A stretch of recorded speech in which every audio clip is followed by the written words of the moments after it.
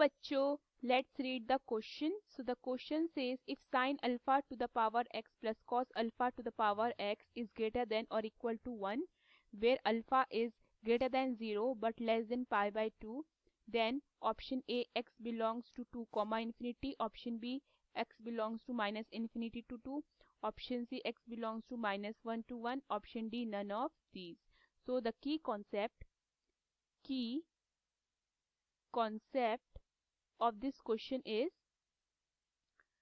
sin square alpha plus cos square alpha can be written as 1. Okay, सो हमारे पास एक identity होती है जो कि क्या कहती है, हम sign square alpha plus cos square alpha को क्या लिख सकते हैं, 1 लिख सकते हैं, राइट. एंड हमें पता है दैट वी नो दैट जो हमारा sine alpha plus cos alpha होता है उसकी मैक्सिमम वैल्यू होती है under root 2. Okay, and sine square alpha plus cos square alpha की वैल्यू होती है हमारी 1.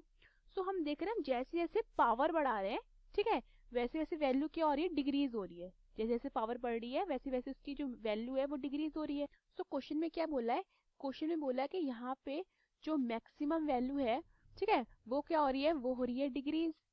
सो अगर हम इसमें देखते हैं, जो हमारा x क्या है, x2 है, तो हमारी मैक्सिमम वैल्यू आ रही है 1.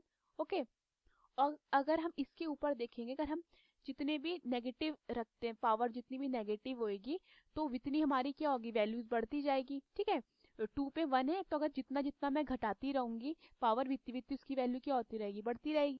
एंड वी नो डैट जो साइन अल्फा और कॉस अल्फा होते हैं हमारे, sine alpha and cos alpha, और इन दोनों की वैल्यूज जो होती है वो 0 से 1 के बीच में होती है. ठीक है, दोनों की जो वैल्यूज है वो 0 से 1 के बीच में है. सो इससे हमें क्या पता चलता है, सो डैट मीन्स मेरा x बिलोंग कर रहा है किसमें, माइनस इन्फिनिटी टू 2 पे.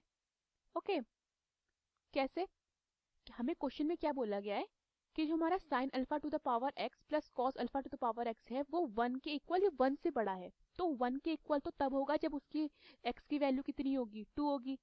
क्लियर. एंड 1 से बड़ा वो तभी होगा जब उसकी जो वैल्यूज होगी 2 से कम होती रहेगी. 2 से कम होती रहेगी मीन्स वो नेगेटिव तरफ जाती रहेगी. तो हमारे पास ये कितना आता है, फिर माइनस इन्फिनिटी आता है.